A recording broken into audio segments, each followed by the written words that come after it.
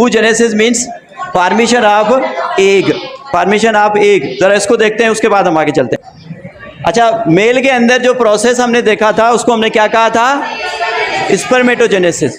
अब देखें, spermatogenesis mail के अंदर आफ्टर प्यूबर्टी होता है, आफ्टर मैच्योरेशन स्टार्ट होता है, वो चलता रहता है। मगर फीमेल के अंदर थोड़ी सी ट्विस्ट है। फीमेल का जो रिप्रोडक्टिव सिस्टम है थोड़ा सा कॉम्प्लेक्स है, और इसके अंदर जो प्रोसेस है मेल के अंदर फॉर्मेशन ऑफ गेमीट्स का बनना is a continuous process, continuous process है after the puberty, after the maturation. मगर फीमेल के अंदर ये डिसकंटिन्यूस प्रोसेस है। The oogenesis is discontinuous. कैसे डिसकंटिन्यूस, अभी हम डिस्कस करेंगे। ये जो oogenesis है, oogenesis means formation of ova, formation of ova, ova का बनना, इसको हम क्या कहेंगे? oogenesis। और ये जो प्रोसेस है oogenesis फीमेल के अंदर ये क्या है? ये डिसकंटिन्यूस है। ये क्या है? डिसकंटिन्यूस है। मगर मेल के अंदर ये कंटिन्यूस है।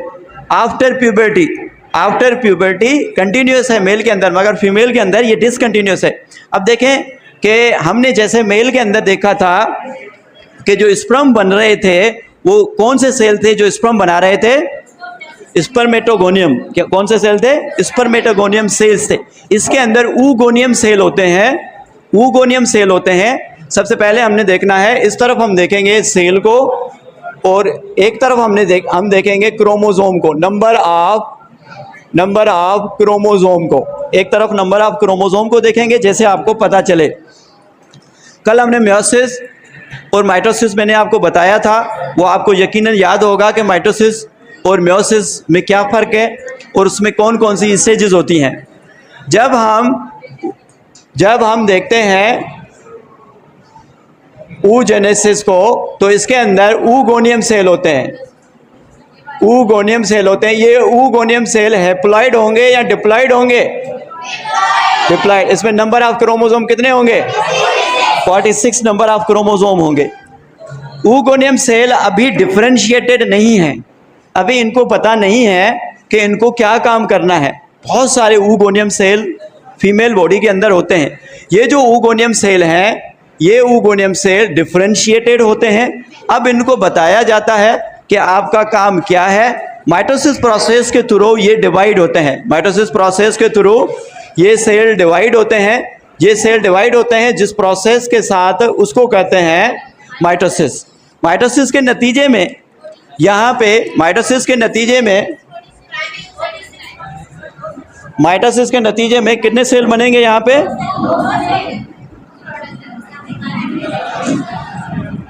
कितने सेल बनेंगे? माइटोसिस के नतीजे में यहाँ पे बनेंगे 2 सेल। इस पे 46 नंबर थे, तो इसके अंदर कितने नंबर आएंगे? 46 नंबर आएंगे इसके अंदर, क्योंकि माइटोसिस का प्रोसेस हो रहा है। और ये जो सेल बनेंगे, इन सेल को हम क्या कहेंगे? Primary oocyte। इन सेल को हम क्या कहेंगे? Primary oocyte। इसके नतीजे में ये जो सेल बनेंगे, इनको हम कहेंगे ये प्राइमरी oocyte होंगे। क्या होंगे? प्राइमरी oocyte सेल होंगे। और इनके अंदर नंबर ऑफ क्रोमोसोम कितने होंगे?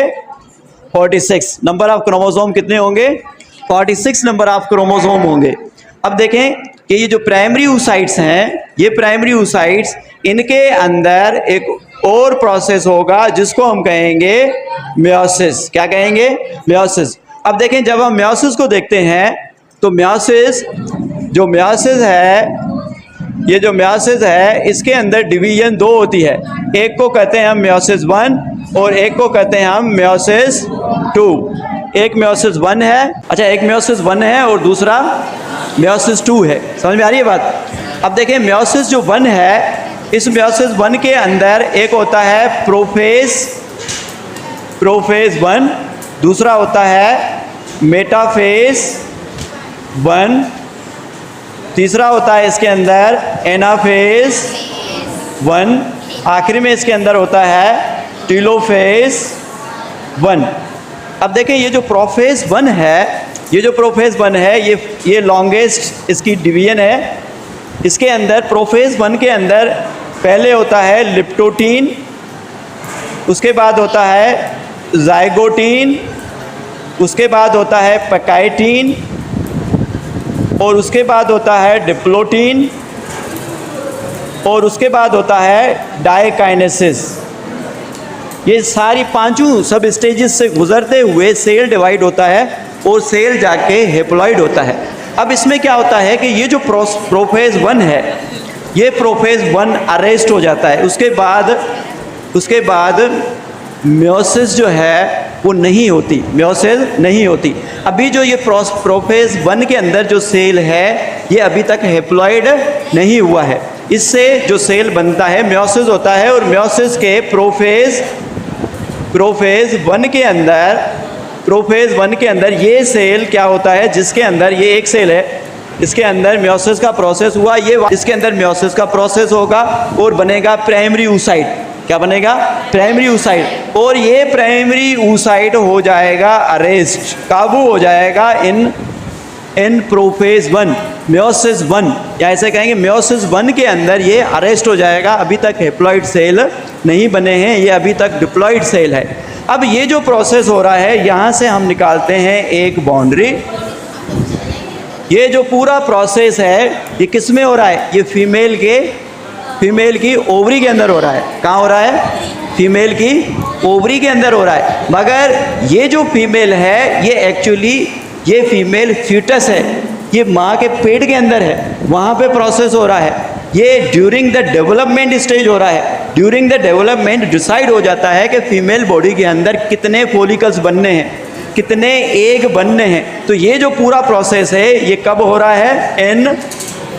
इन फीटल स्टेज, इन यूटेरस के अंदर जो फीटस है, फीटस के अंदर हो रहा है। जब बेबी बर्थ होगा, मैंने कहा था ना ये डिसकंटिन्यूस है, ये क्या है?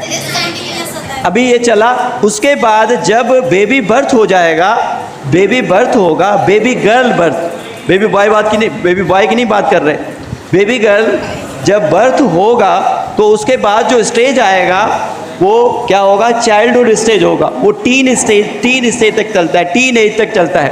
तो इस स्टेज को हम क्या कहेंगे?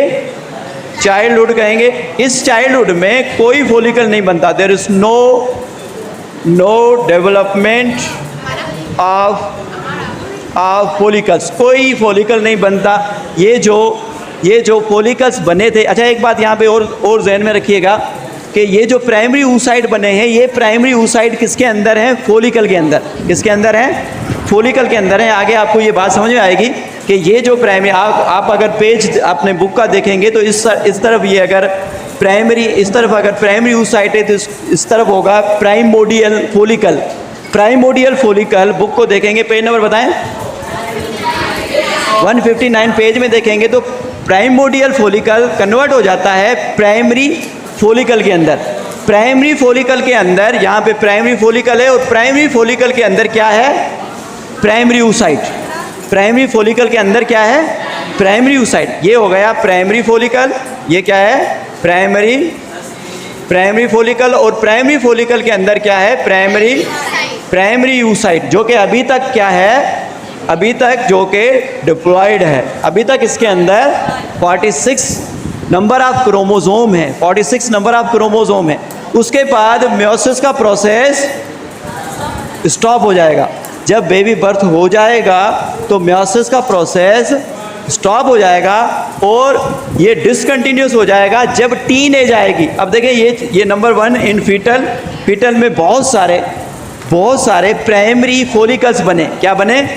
प्राइमरी फॉलिकल्स बने। अभी थोड़ी देर हमने पहले जब ओवरीज हम पढ़ रहे थे तो हमने कहा था कि each ovary which consist of how many primary follicles? 2 legs. एक ओवरी के अंदर 2 लेग्स फॉलिकल्स हैं, मीन्स एक जो फीमेल बॉडी है उसमें 2 ओवरीज हैं, तो टोटल जो primary follicles 4 legs primary follicles मौजूद होते हैं। उनमें से कुछ 100, क्योंकि आपके इस बुक में जो है तादाद नहीं दी हुई है, तो कुछ 100 जो है वो मैच्योर होते हैं, और वो कुछ 100 मैच्योर होकर सेकेंडरी फॉलिकल बनाते हैं। सेकेंडरी फॉलिकल के बाद एक कैविटी बनती है जिसको जराफिन या वेस्क्यूलर फॉलिकल्स कहते हैं। वहाँ से निकलता है अंडा, वहाँ से मैच्योर होके एग निकलता है, और बाकी जो पीछे मटेरियल बचेगा उसको कार्पस ल्यूटियम कहेंगे। ये आगे हम साइकिल में देखेंगे और उसका क्या काम होगा उसको भी हम देखते हैं। तो प्राइमरी फॉलिकल्स 2 लेग ईच ओवरी, हर ओवरी के अंदर 2 लेग्स बन चुके हैं, जो कि प्रोग्राम्ड हैं, बन चुके हैं, आगे नहीं बनेंगे, क्योंकि वो बन गए during development, during foetal stage ही ये बने थे और बन गए। अब डिसकंटिन्यूस होने के बाद जब देखें फीमेल की बॉडी के अंदर, फीमेल का जो मेंस्ट्रुअल साइकिल है उसके अंदर 2 स्टेजेस होते हैं। जब मेंसेस स्टार्ट होते हैं, मंथ जब स्टार्ट होता है, जब menstrual cycle, first menstrual cycle start होता है, दिस स्टार्ट ऑफ मेंसेस और a month is called menarche. इसको हम क्या कहेंगे? मेनार्क कहेंगे, मेनार्क कहेंगे। And this age is called puberty age. Puberty is the age that start of the menstrual cycle. Menstrual cycle की स्टार्टिंग एज को हम प्यूबर्टी कहेंगे। जहाँ पे मेंस्ट्रुअल साइकिल स्टॉप हो जाएगा उसको हम कहेंगे मेनोपाज। क्या कहेंगे? मेनोपाज। जो प्यूबर्टी एज है वो 12 से लेके पहले टीन एज होती थी, पहले टीन एज होती थी, मगर अभी जैसे जैसे वक्त गुजरा है, जैसे जैसे हमारी फूड, हमारी लाइफ स्टाइल चेंज हुआ है, तो अब टीन एज से 12 से 14 एज तक मेंस्ट्रुअल साइकिल स्टार्ट हो जाता है। और ये मेंस्ट्रुअल साइकिल चलता है 45 से लेके 50।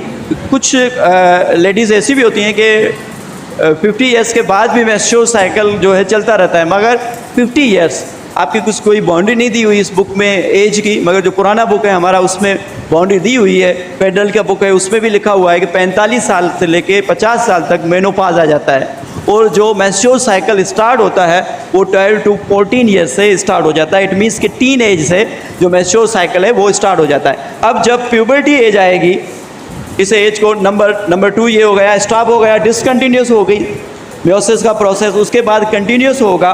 तो नंबर 3 जो एज है, जिस एज को हम क्या कहेंगे? प्यूबर्टी कहेंगे। प्यूबर्टी से लेके जब मेंसेस स्टॉप हो जाते हैं तो इसको हम क्या कहते हैं? इसको हम मेनोपाज कहते हैं। क्या कहते हैं? मेनोपाज। द स्टार्टिंग और फर्स्ट मेंस्ट्रुअल साइकिल और first menses is called menarche. याद रखिएगा एंटीडेस के हवाले से भी, फर्स्ट मेंस्ट्रुअल साइकिल और starting of a menstrual cycle is called menarche. क्या कहेंगे उसको? मेनार्क कहेंगे। अब प्यूबर्टी एज कितनी है? 12 to 40 ईयर्स। और मेनोपाज 45 से लेके 50 ईयर्स। ठीक है, ये एज है। इसमें जो है मेंस्ट्रुअल साइकिल स्टॉप हो जाता है। अब जैसे ही प्यूबर्टी एज आती है, प्यूबर्टी एज के बाद ये जो प्राइमरी oocyte हैं, प्राइमरी oocyte कन्वर्ट हो जाते हैं किसके अंदर? Secondary oocyte। प्राइमरी oocyte जो हैं, प्राइमरी oocyte डिप्लॉयड है या हैप्लॉयड है? प्राइमरी oocyte डिप्लॉयड है या हैप्लॉयड है? डिप्लॉयड है, क्योंकि डबल नंबर है। अभी तक मेयोसिस 1 कंप्लीट नहीं हुआ है। मेयोसिस 1 कंप्लीट होगा।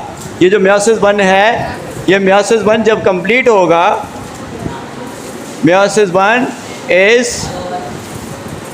Is completed. मेयोसिस 1 जब कंप्लीट होगा तो ये जो एक सेल था, ये वाला जो, जिसको हमने क्या कहा था? जिसको हमने कहा था ये क्या है? प्राइमरी oocyte है। प्राइमरी oocyte जिसके अंदर 46 नंबर थे। अब ये जो प्राइमरी oocyte है ये डिवाइड हो जाएगा कितने सेल में? 2 सेल में। ये डिवाइड होगा, 2 सेल के अंदर डिवाइड होगा। एक सेल जो है बड़ा होगा, लार्ज सेल होगा, और एक सेल जो है वो साइज में छोटा होगा। एक बड़ा सेल होगा और एक साइज में छोटा सेल होगा। इसके अंदर नंबर ऑफ क्रोमोसोम कितने होंगे? 23। इसके अंदर 23। इसके अंदर साइटोप्लाज्म की ज़्यादा रिक्वायरमेंट है, इसने सर्वाइव करना है। इसको हम कहेंगे ये है सेकेंडरी oocyte। और ये जो है ये फर्स्ट पोलर बॉडी है। क्या है ये? ये फर्स्ट पोलर बॉडी है। ये क्या बना? फर्स्ट पोलर बॉडी बना। अब जो जिस सेल ने सर्वाइव किया है ये सेल हो गया हैप्लॉइड। ये सेल हो गया हैप्लॉइड। पहले जो प्राइमरी oocyte था किसके अंदर था? प्राइमरी फॉलिकल के अंदर। किसके अंदर था? प्राइमरी फॉलिकल के अंदर। ये जो प्राइमरी फॉलिकल है ये अपनी साइज में बड़ा होगा और ये बन जाएगा सेकेंडरी फॉलिकल। ये बन जाएगा सेकेंडरी फॉलिकल। तो ओवेरियन साइकिल के अंदर पहले प्राइमरी फॉलिकल बनते हैं, प्राइमरी फॉलिकल अपनी साइज को इंक्रीज करते हैं तो उसको हम क्या कहते हैं, सेकेंडरी फॉलिकल्स। सेकेंडरी फॉलिकल के अंदर एक कैविटी बनती है, एक पूल बनता है, जिसको सबसे पहले ज़ेरोफियन साइंटिस्ट था, उसने डिस्कवर किया था, और इसको हम कहते हैं ज़ेरोफियन फॉलिकल या वेस्क्युलराइज्ड फॉलिकल, वेस्क्युलर वेसिकल्स। अब देखें, लास्ट बात सुन लें। अब सेकेंडरी फॉलिकल बन गया, सेकेंडरी फॉलिकल के अंदर क्या है, सेकेंडरी oocyte है। सेकेंडरी फॉलिकल के अंदर सेकेंडरी oocyte है। ये जो सेकेंडरी फॉलिकल है ये अंदर की तरफ एक कैविटी बनाएगा, अंदर की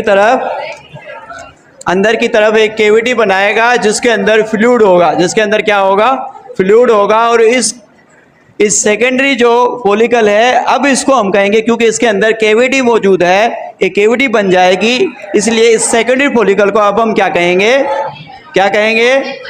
ज़ेरोफियन फॉलिकल कहेंगे, या इसको हम क्या कहेंगे, वेस्क्युलर फॉलिकल कहेंगे।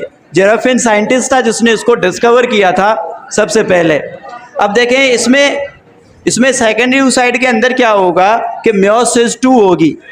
मेयोसिस 2 जो है, मेयोसिस 2 के अंदर पहले प्रोफेज 2 होगा, उसके बाद मेटाफेज 2 होगा। जब मेटाफेज 2 के अंदर ये पहुंचेगा तो ये जो ज़ेरोफियन फॉलिकल्स है ये यहाँ से बर्स्ट होगा, और यहाँ से जो ओवा है, ओवम है, ये रिलीज होगा। ओवम जो है ये रिलीज हो जाएगा, और ओवम का रिलीज होना ज़ेरोफियन फॉलिकल से, this term is called ovulation. इसको हम क्या कहेंगे, ओव्यूलेशन। और याद रखिएगा, from the start of the menses menstrual cycle at the day 14, day 14 वो डे होता है जिसमें ये एग रिलीज होता है, and day 14, day 15, day 17, day 16, ये जो 3 डेज हैं, 72 आवर्स ये एग वेट कर रहा होता है स्पर्म का। अगर स्पर्म आ गया तो फर्टिलाइजेशन होगी, कंसीव होगा, आगे क्या प्रोसीजर होगा, मेंस्ट्रुअल साइकिल होगी कि मेंस्ट्रुअल साइकिल स्टॉप हो जाएगी।